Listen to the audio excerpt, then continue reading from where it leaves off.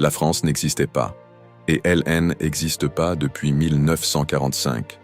Elle n'existait pas parce qu'elle n'était pas indépendante. Elle n'existait pas parce qu'elle n'était pas souveraine.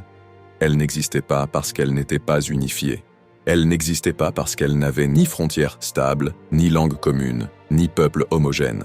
Pendant des siècles, il n'y a pas une France, mais des royaumes, des duchés, des comtés. Le roi de France ne contrôle qu'une partie du territoire. Le reste obéit à d'autres puissances, parfois étrangères, parfois rivales. Par exemple, le duché de Bretagne ou le comté de Flandre échappèrent souvent au pouvoir direct du roi. La France n'existait pas quand une partie de son territoire était gouvernée depuis Londres pendant la guerre de 100 ans. Elle n'existait pas quand elle était occupée, administrée, soumise. Elle n'existait pas quand sa souveraineté était confisquée, quand ses lois n'étaient en plus les siennes. Elle n'existait pas non plus quand certains territoires du Sud restaient sous influence des rois d'Espagne ou de la Maison d'Autriche. La France n'existait pas davantage quand elle changeait sans cesse de régime. Monarchie, république, empire, monarchie restaurée, république encore. Des ruptures totales.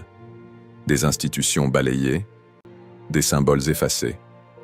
Et si l'on remonte au XXe siècle, la France n'existe toujours pas. Depuis 1945, elle vit sous l'Empire américain. Sous influence, sous tutelle, limitée dans ses choix, dépendante de décisions qui se prennent ailleurs.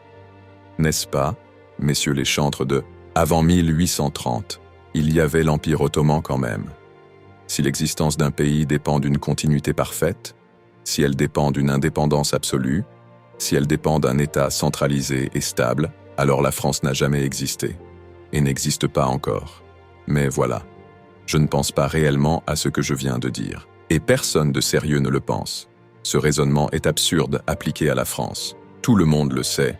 Pourtant, c'est exactement ce raisonnement, mot pour mot, critère pour critère, que des gens sans foi ni loi intellectuelle, comme Bernard Lugan, Éric Zemmour et d'autres, utilisent lorsqu'ils parlent de l'Algérie et plus largement d'autres peuples.